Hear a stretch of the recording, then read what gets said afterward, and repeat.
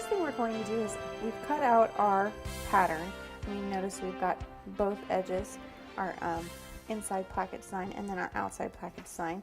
And what I'm going to do first is I've got a little vegetable shortening and I'm just putting it in each corner.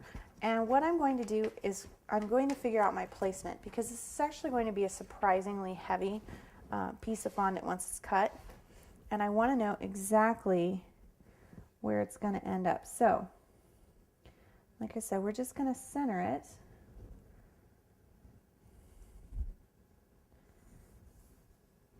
Just like that.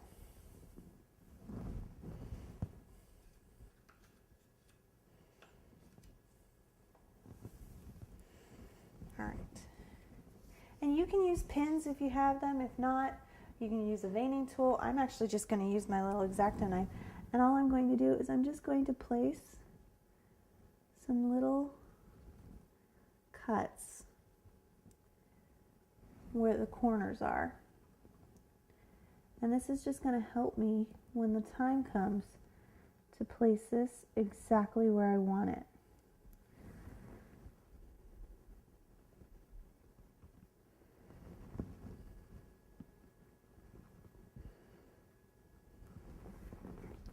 And I'm going to very carefully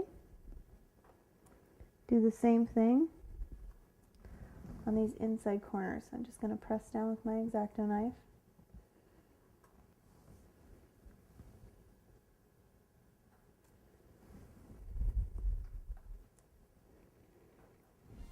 Okay.